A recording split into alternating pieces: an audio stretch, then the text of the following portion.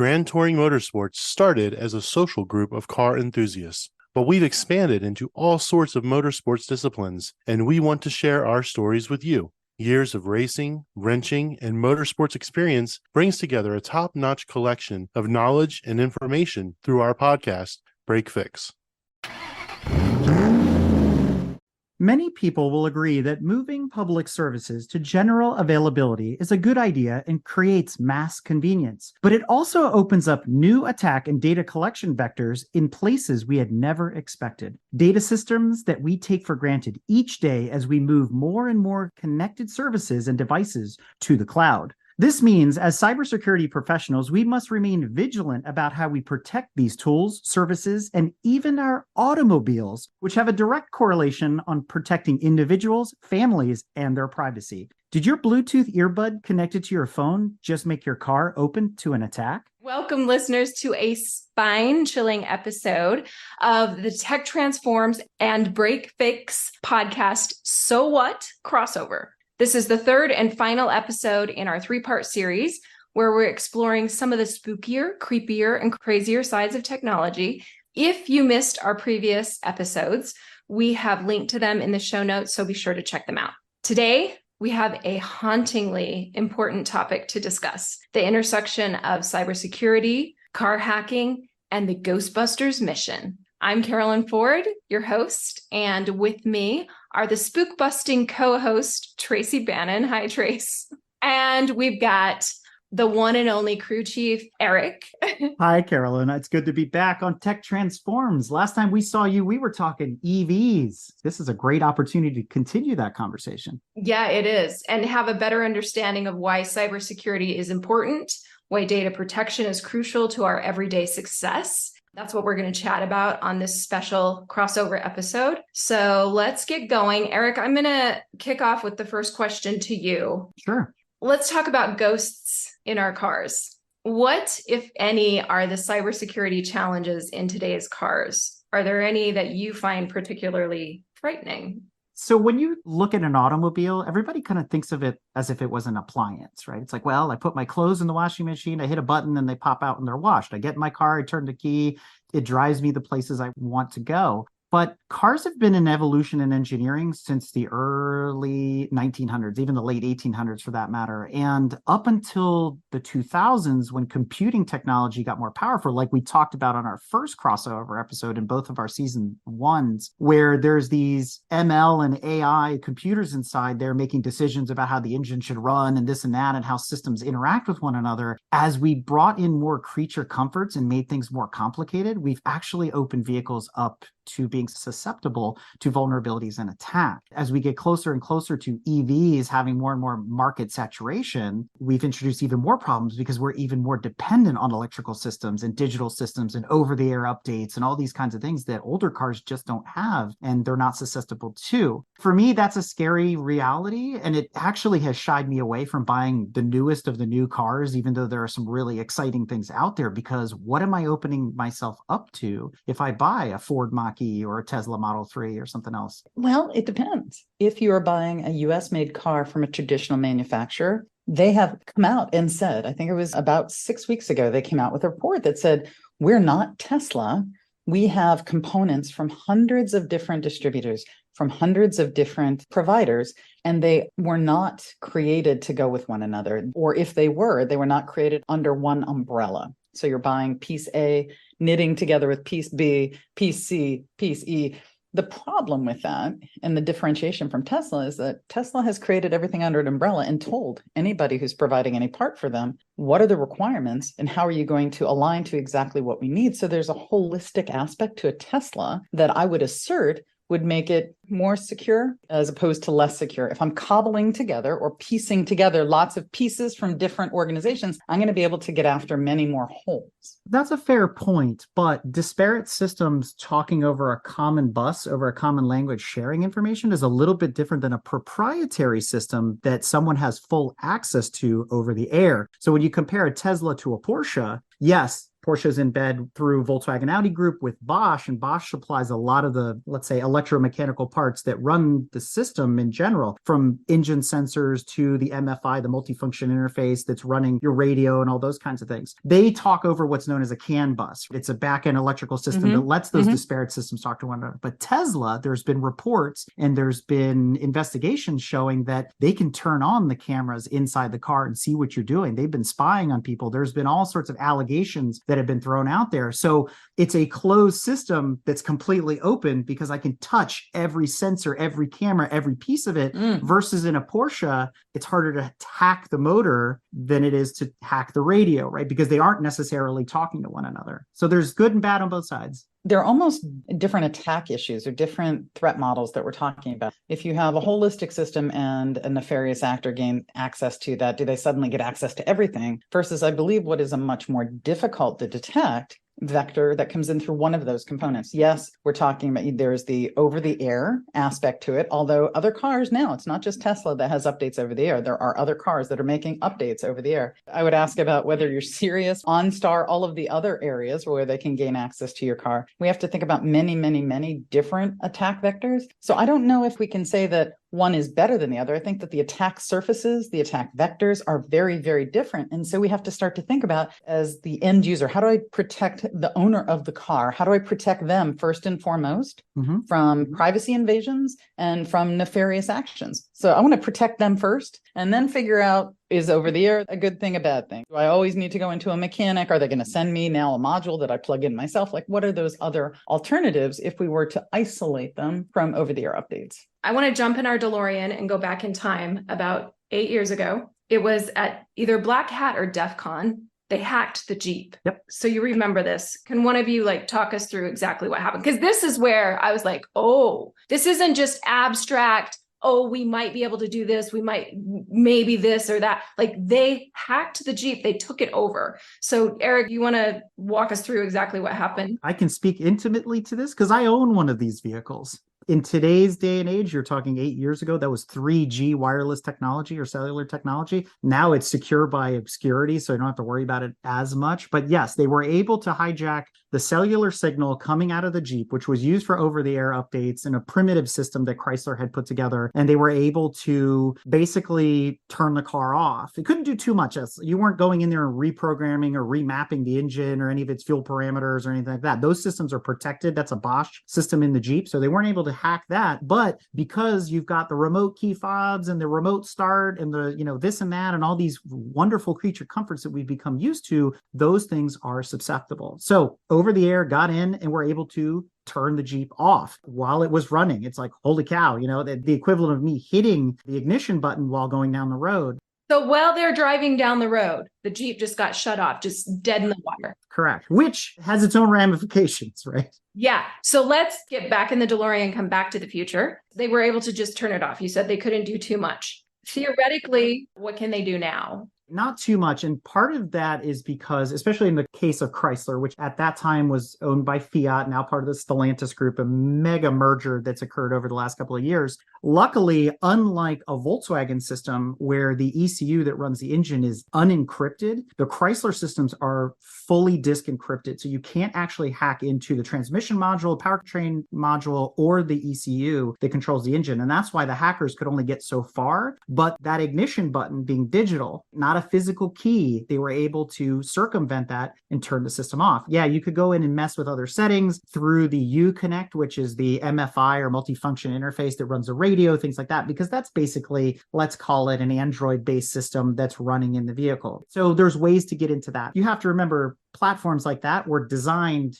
not 8 years ago, 3 years prior to that, because it takes 3 to 4 years to get a car to market. So what technology were they leveraging in 2013? Well, it was 2010 technology. So maybe not patched as we would be patching them today, or maybe not even as sophisticated as they are today, although they're not designed to the same level as a smartphone. They're designed to operate for 10 years without any trouble, to be trouble-free and to be reliable. So they're very simple embedded systems, which again, people aren't thinking about how can I hack that? Looking at some information, just throwing some data points out. Right now, the average new car has over 100 computers, 100 little modules, embedded pieces in it. So 100 of those things, millions of line of software code, and they're all networked together. But it falls into a couple of different categories. So just putting this out there to help people wrap their brains around it, because we are hopping over so many different nefarious areas. You've got the things that you've talked about, the drivetrain, controlling the fuel, the battery, monitoring emissions. So like one group. There's another category, which is about providing safety. So this is the thing that's outside the car. Automatic braking can be a part of that, backup monitoring. The third gets into the cool stuff, which is the fun stuff, the infotainment. And I would say that this is probably an area that would be highly hackable, because this is getting into cellular services and Wi-Fi connectivity and Wi-Fi hotspots being provided by the car itself. And another is getting after the need to communicate between all of those. So there's kind of that fourth area of having that network inside the car as a data center, right, with all of the connectivity between it. So there's just so many opportunities to hack into it. Well, it's a nefarious actor's dream world, right? To your point, even if we think about things that are not related to the car, if we think about simple things like that button remote, whatever that button remote is too. You remember about 8 or 10 years ago, people were driving around and they were searching out, other people's Wi-Fi so they could get to their Wi-Fi, or searching out their RFI, searching out whatever they could, searching out their Bluetooth. That's still happening, but now we're not driving by a house or going into an apartment building to try and get signal, right? To hijack somebody's signal and ride piggyback. Now we're thinking about what can we do nefariously with that car? If you think about the bad actors who want to hack into a car, they're not doing that simply to steal your data. We're talking about life and limb when it comes to hacking into a car. You're 100% right, because of what could be done, especially on these newer interconnected platforms in EVs, where everything is controlled by, even though there's individual subprocessors doing things, it's one mega mainframe inside of that Tesla or that Mach-E or that Porsche Taycan or whatever it is. It's not like the old days where, say, circa mid-2000s, engines were still separate from infotainment. Infotainment was still separate from what they called the convenience or comfort package, which was the alarm system and a lot of other features of the car. Now they're all fully integrated, because you joke about even cars in the 90s, it had 8 different computers in that Cadillac to run these different components. Now it's one mega computer that can do all of it. By consolidating, you've made it easier to interact with those systems like we've been talking about here. But more importantly, I am so happy you brought up these additional attack vectors. We have to stretch people's understanding a little bit here. And it's not something that we're imagining or we're trying to put FUD into the universe. Mm-hmm. It's real. And I'm so happy that General Motors and Ford, through their Lincoln division, stopped putting in wireless hubs in their cars, because adding internet access, so you can plug in your laptop on the go and your passengers could do all this kind of stuff. Oh my goodness. Talk about opening the floodgates at that point. I mean, low E Bluetooth is bad enough, let alone the Wi-Fi that they were adding in these cars. So you don't see that feature anymore. No, but it was fun a couple years ago to be driving down the highway, and it's usually my husband driving and me tapping away at the light and connecting. Wait, oh, can I connect? Can I connect? Okay, but wait, guys, I don't know why that's so bad. Sorry, it sounds good to me. It's sort of like turning up the wick on your home internet and then broadcasting to everybody on the planet that your Wi-Fi is wide open with no password. Right. Drive down the highway and I connect to you. And you're in the car beside me and I'm connecting to your car. I'm not connecting to my car. That's great, but I can get that to my hotspot. So I don't need my car to do it for me. So you're using my internet. What do I care? Your home was infiltrated, it's the same way. Your house has just been hacked. Somebody's using your internet. But think about this. Now, if the cars are talking to one another, or you've got a nefarious person in the passenger seat of that Uber, he just downloads a virus onto your car and you're a brick in the middle of the beltway. There we go. Now we're getting spooky. Eric, I read an article that you wrote. To be honest, I didn't follow it entirely, but the gist of it was, don't connect your iPhone to rental cars. Tracy's like, yes, why would you do that? I get a rental car every week. Every week I get a different rental car, because for one day a week, I travel to either to DC or to New York, get a car. When I get in, I can see all of those other passengers who have synced and allowed their contacts to be downloaded. Oh. So when you connect your phone, wonderful, to Apple Play, let's say, I'm now opening the door for it to use all. Now, I love to use Apple Play so I can get a bigger display of what I'm doing. but I don't allow it to touch my contacts. I don't allow it to sync any of my prior calls. So can you do that? Like when you connect, you can say only do my nav system. Well, depending on the version of Apple Play, yes. And I also only use the cable. Most of us aren't that sophisticated. I mean, we need to be able to just say, yup, connect. But we have to be. So I like what Tracy said, that she only uses a cable. I'm old school like that too. Turn off that Okay. Bluetooth. You're less susceptible, even if it's low E Bluetooth, all that kind of stuff. But there's another piece to this. Not only is it contacts, it's your GPS history. And one of the things it will pick up is that simple little word home. Ew. And think about this. A rental car is not designed differently than your passenger vehicle. It starts life as a passenger vehicle. So the way General Motors or Volkswagen or Toyota is building them is for the convenience of that lone driver or that family to say, yeah, I'm going to sync up my phone. I'm going to use the nav system. I'm going to use all these creature comforts that are specific to you. But in a rental car, it's public information. So now how many homes are listed in there? And if I was somebody nefarious and go, well, let me go to the last person that's closest to me that's home. Now I can figure out where you live, case your house. I'm in a rental car, which is nondescript, doesn't belong to me anyway. If you trace my tag, it goes back to Hertz or Enterprise or whoever. Like you can really snowball this stuff if you're not careful. What if I delete my phone when I turn the car back in? Like I say, disconnect. It still has my data. Disconnect is one thing, but you have to purge the system. And so that data is cached there from the last time it synced with your phone. So you have to be very careful of that. But there's another piece that people forget. Oh, I got rid of my car, I traded it at the dealership, or I gave it to, Salvation Army and it went to the That one's a good one. The junkyard. Well, guess what? People that are pulling head units, whether it's me that I need a spare one for my Jeep because I got to replace it, or if it's the junkyard that wants to resell it, the data is still written on the device if it hasn't been purged. So the minute that simple system fires up, I now have access to all your contacts and where you live and everything else that was added to the vehicle. This is the reason that my husband is ops to my dev. This is why he doesn't throw away hard drives after they're demagnetized and degosses them. Then there are some things that he does to take the pieces apart so that people cannot capitalize on it. Because if you even think that you have erased your hard drive and throw a hard drive out, you put it out in the curb for the trash man to take away if your district does that, or if you take it to the local collection, people can get after the data that is there, the things that have been saved. So it's the same mental model. Don't leave an electronic trace behind. Yep. And if you are going to have anything that is made public, how can you reduce that and anonymize it? Don't click home. You could type in your address, but never in a rental car go into your apps, go into your navigation app and click home, because you have now, to your point, just broadcast exactly where you live. Short of the fact that we don't use hard drives in cars anymore, there are still some disk-based systems out there, some legacy stuff floating around. Everything's on chips. We know that forensics has gotten very sophisticated these days, and the data can be reconstructed with careful consideration and tooling. So short of hitting the car with an EMP to basically wipe out every chip that's on it, you have to be very, very careful. I would say this. If I was going to get rid of a car, I would probably have, I'm not going to say a burner phone, but a dummy phone that I would resync, purge, resync, try to do a multiple rewrite, because I can't zeroize the system. That's on my personal vehicle. But on a rental car, my recommendation to everybody is do not sync your phone to the car, especially over Bluetooth. But okay to use a cable. Use a cable. Now, here's the other thing. I'm probably even more old school than Tracy in this case. I travel with a physical GPS. I have my own private Garmin. I have all my stuff saved on there. Plug it into the cigarette lighter. The car doesn't know anything about anything. Not only that, I don't want to pay the money that Hertz charges, the rental fee for a GPS. I like being offline because those systems are designed to work without cellular. They're designed to communicate one way with the satellites in the sky and say, here's where I am, here's where you're looking to go, end of story. And they work here, they work in Europe, they work everywhere.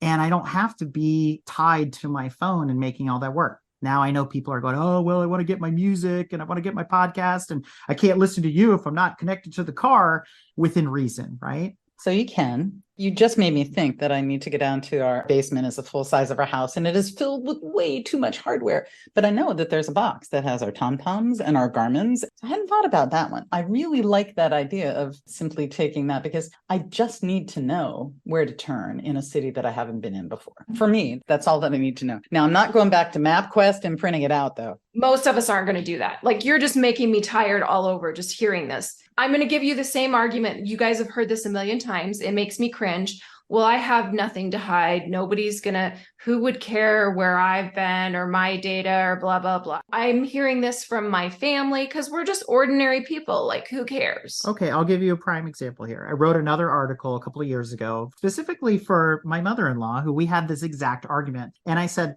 I'm going to take something as simple as your license plate number and show you I can get all sorts of information about you, even though the DMV is supposed to protect us and all this kind of stuff. So I reverse engineered through an ad I actually saw in TrueCar using their system as an automated evaluator for selling the car and trading in. And what should I get? Like Kelley Blue Book value for the vehicle. And I worked backwards from there. And the information it gave me about the vehicle, then I was able to take that and reverse engineer it into another public access database and finally end up in places of public record saying, well, this is where you live and this is that and this is other information and blah, blah, blah. And here you go. Here's a full report on you. And it took me maybe an hour to figure all that stuff out. I'm not doing that every day. It's not my job to be that ethical hacker, but there's people out there that are doing this. And it's something as simple as that 6 or 8 digit license plate number can give you access to all sorts of information. Okay, so to Carolyn's point, because we are doing like this wonderful whack-a-mole firing across the universe of all of these nefarious things that can happen with a car. What you're talking about, Eric, is another kind of social engineering, leveraging a license plate to be able to find out more about somebody. But Carolyn, it depends on what the goal of the nefarious actor is.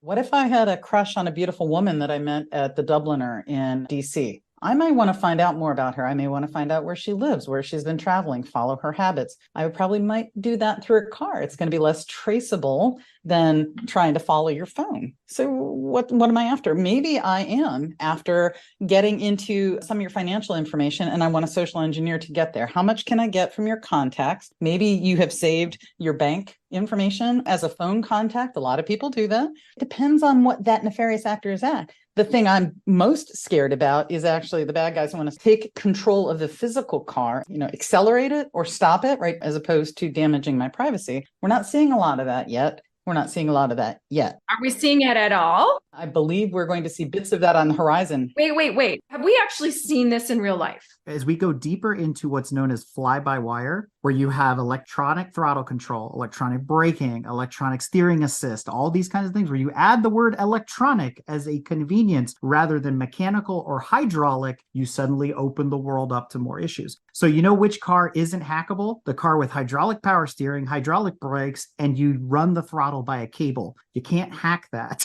So what you've just said is I need a 1967 Mustang convertible. Yep, that's what you just said.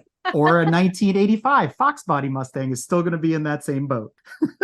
I have to look. I actually have an 88 Mercedes, and now it was right at the cusp when they started to add in a lot of electronics. So I have to look and see. I have never bothered to check because it's just a summer ice cream car. Luckily, your Mercedes is pre-OBD2, so it'll be an OBD1 car. OBD2 was introduced in 1993, and that's where the floodgates really opened up. That's where they realized the potential of systems they could integrate, the CAN bus system, all that. OBD1 is still sort of like pins in the old computer boards where you lose one pin and nothing works, but you can easily trace that electrical gremlin. The systems are still way more electromechanical than they are digital, like in the later cars in the mid 90s and beyond. This is also why when you go to emissions these days, any car older than 1993 doesn't go to emissions anymore because they don't have a way to test it. There's no way to read it with a computer. That's another thing. You plug in your car, at least in the DC area, every 2 years into a government computer system that they're reading all sorts of data. You don't know what they're even pulling down. And I don't want to get into that, but it's a real thing that's happening. But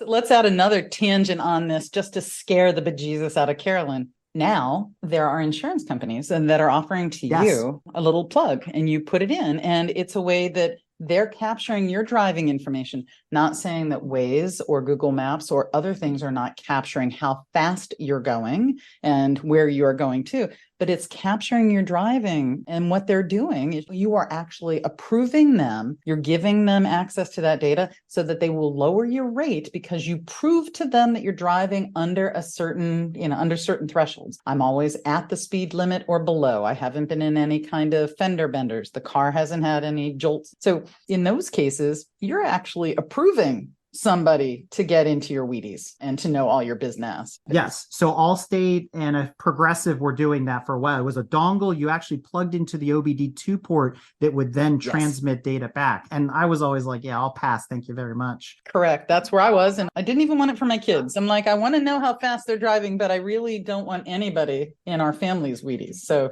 everybody out of my data pool. And one of the funniest stories, and this will be included in our show notes, actually comes from a racetrack experience with one of our previous guests, Andy Pilgrim, and it's hilarious. He's test driving for a magazine, one of the brand new Corvettes, and he's on track. And OnStar keeps calling him saying, "Sir, we see that you've been in an accident." And he's like, "No, I'm fine. I'm on a racetrack." And he'll hang up on him, and then they'll call back, and they keep calling back, and they're like, "Sir, it says the car is upside down." He's like, "No, I'm on a racetrack." And you can see all the GoPros that he's out there testing this new Corvette, and he's so funny about it and so nice about it. But they're like, "Just stop calling me for the next hour because the car is fine," right? But all the G sensors, all the motions, all the suspension information was being sent to OnStar, and they were getting a false positive that this car had been in a wreck. Think about that. And then suddenly the cops show up, or they're chasing you, or, again, somebody's being dispatched. What if we get to a place where Big Brother's like, "No, you're going too fast. We're going to shut you down." It's on the horizon. And think about that. He was on track at 150 miles an hour testing this Corvette, and they shut him down. And now he loses brakes. He loses everything because the car is off. That's a dangerous situation to be in. But nowadays, to your point, Tracy, they've integrated a lot of that stuff into the cars directly from the factory. And there was a report, it's hot within the last couple of weeks, that came from all places Mozilla that I didn't expect from it. It's not one of my normal venues to grab automotive information, but they approached it from the cybersecurity perspective to talk about all the data that's being collected in the car that you're unaware of, your braking points, how long you're braking, how you're steering, how fast you're going. All those kinds of things are now being recorded in the more modern vehicles, especially these EVs. But the part that got scary, and I'm going to read this right from the article, it says they can collect deep personal data such as sexual activity, What? immigration status, race, facial expressions, weight, health, and genetic information while you're driving. Wait, how? Do you guys believe that? I do.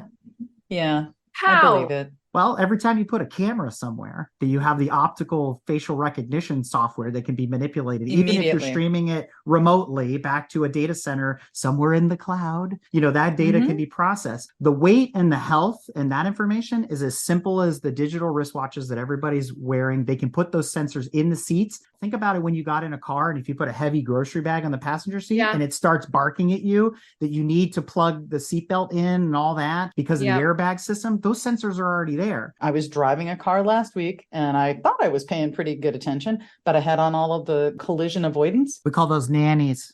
Yeah, well, you need to pull over. You need to get a cup of coffee. You need to pull over. Driver alert signal. So that type of thing. How is that being captured? How is that going to be used, right? There's a lot of information that's being captured about your behaviors by that car.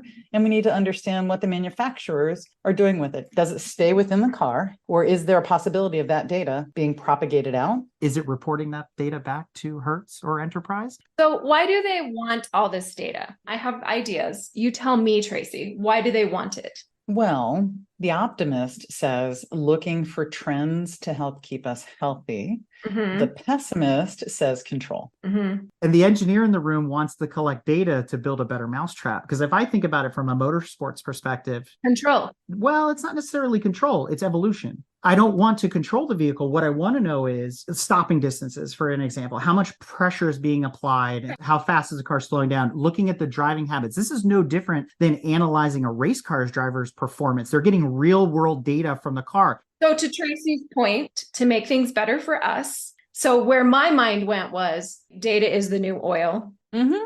All that data is just building more advanced. It's used to feed the AI engine that is all kind of scary that we can talk about on another episode. For sure. That's where I think, and probably one of the prime reasons that they want this data. And that's where I track it back to, I just use the word control. Mm-hmm. Eric, yeah, as an engineer, I want to collect everything that I can at all times. And as somebody who's been around the block for a while, I also know that data privacy is of utmost importance, especially the work that I do with government. So that has allowed me personally to be a little bit more balanced about what I collect. I want to send us down a different avenue for a minute and just get your thoughts on the infrastructure bill that includes a little bit of breathalyzer on the horizon for the US. Have you been following this? Yeah, I've actually met different companies that have engineered those systems, how they're integrated into the computers, how they work. We're actually supposed to have one of them on the show to take a deeper dive into how that technology really works. And to your point, it's going to be integrated into the HVAC systems almost stealthily on a lot of cars. I know GM is a big proponent in bringing those systems into their vehicles in the future, but it's going to become standard issue like power windows and remote locks and things like that, where you're not even going to be able to drive and operate a vehicle Right.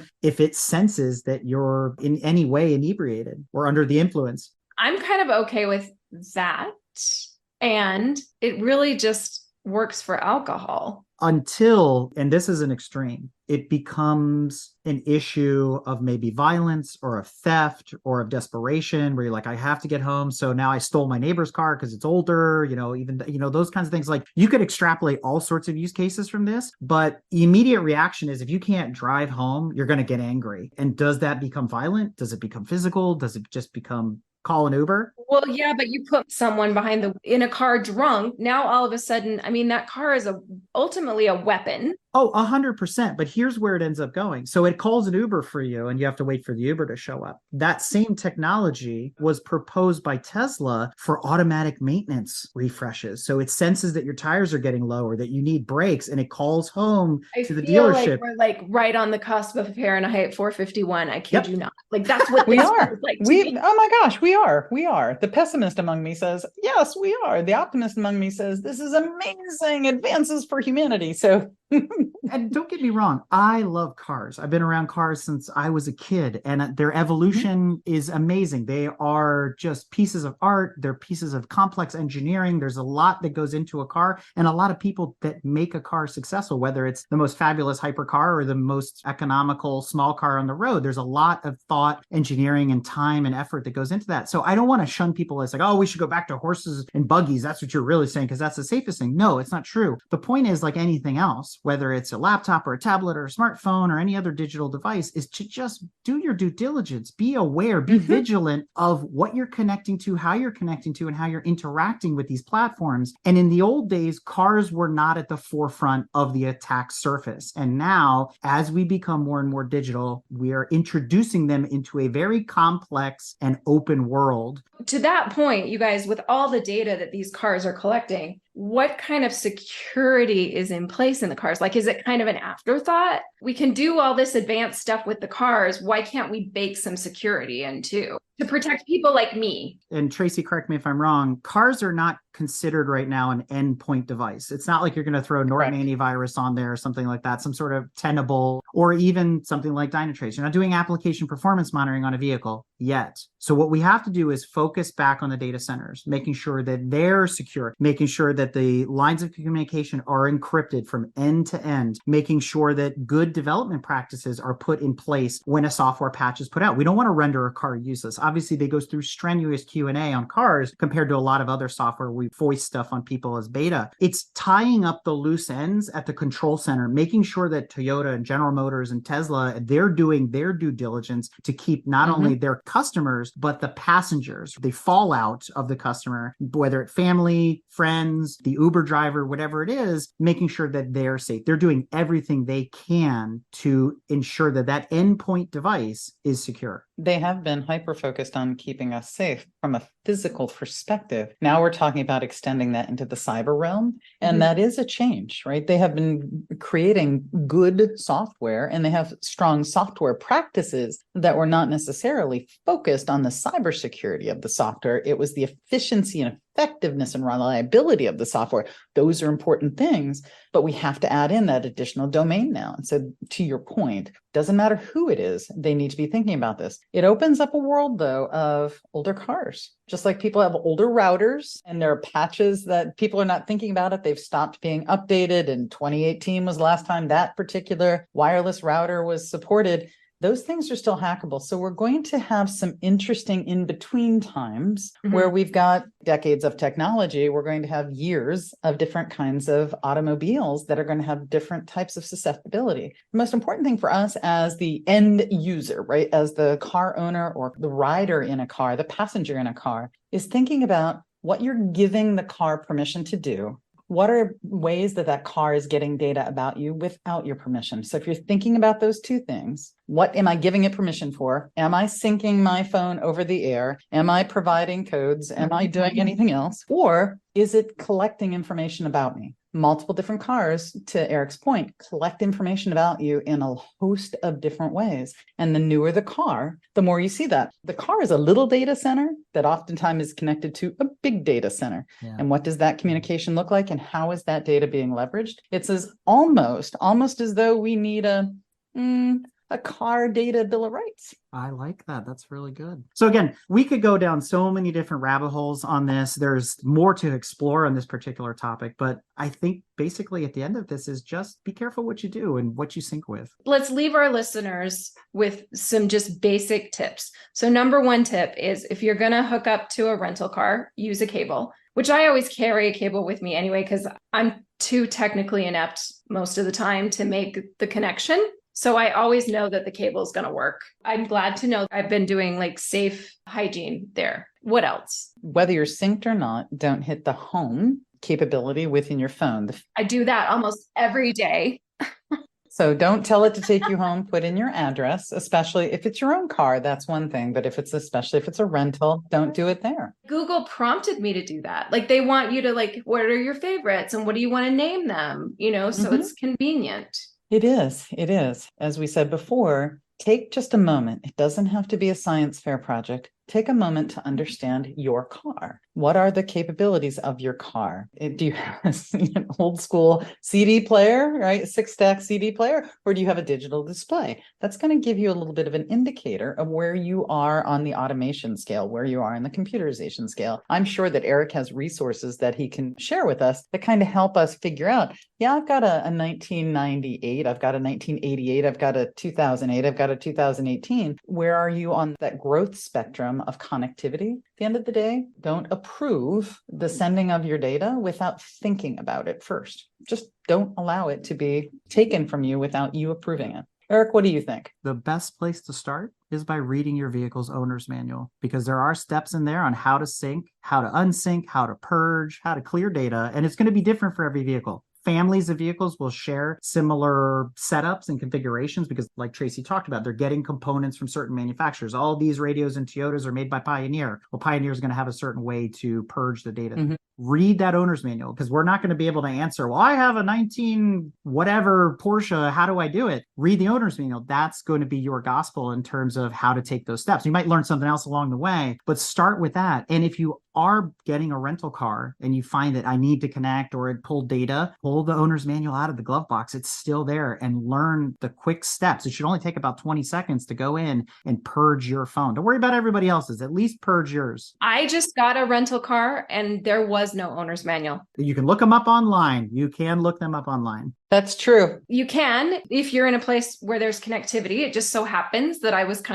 in a dead zone. I was in the middle of a national park and there was no, I couldn't search engine anything. I couldn't ask some generative AI for help. If you're in a jam like that, when you return it to Hertz or Enterprise or Alamo or wherever you borrowed it from, talk to one of the clerks there before you hand over the keys. Hopefully you have some extra time. If you're pressed to go to the airport or something like that, it might be a little challenging, but say, hey, can you help me remove this data from the car? Can you help me purge it or make sure that they take care of it? Again, we've all picked up rental cars before going, wow, there's a lot of data on this system. We've got to continue this conversation another day because we're just going to keep going at it. I hope that we have served our Halloween purpose in scaring the bejesus out of people. Eric, I got to ask you this question. Wouldn't it be fun to have this conversation and have two additional guests, if they were still around, Tom and Ray Mariazzi, Tip and Tap, the Ooh, Taggart yes. brothers. Can you imagine having this with the Car Talk guys? I loved that show, you guys. Loved it. They were so funny. And honest and authentic and entertaining. That's right. Yeah. And hopefully we have hit maybe 5 to 10% of their amazingness with today's podcast. If you want some more of that amazingness, you can always hop over to Break Fix Podcast, where our goal is to capture the living history of folks throughout the autosphere, whether it's engineers, designers, pro drivers, and everything in between. You can learn about deep dives in technology like we're talking about today, or you can get some inspiring stories about how you could find a job in the automotive industry as well. So our catalog is huge, it's deep, and you will find something interesting, whether you're interested in cars or not. Thank you, Eric, for taking time to share your insights with us to give us a truly scary Halloween episode. You and Tracy both did a great job of just making me tired and scared and just like, ugh, I just want everything done for me. I need people is what I need. But thank you, listeners, for joining Tech Transform's Break Fix crossover today. Happy Halloween, and we will talk to you next week on Tech Transforms. Bye. Thanks, guys. And we're out.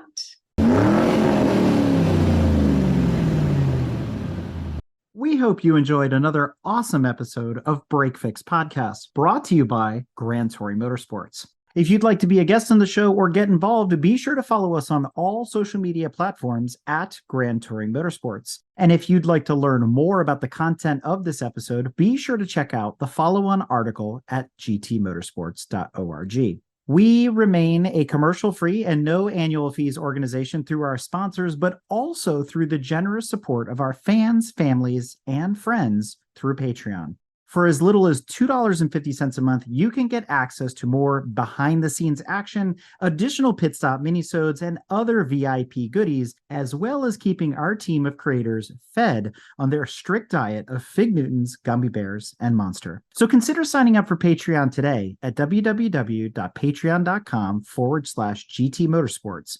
And remember, without you, none of this would be possible.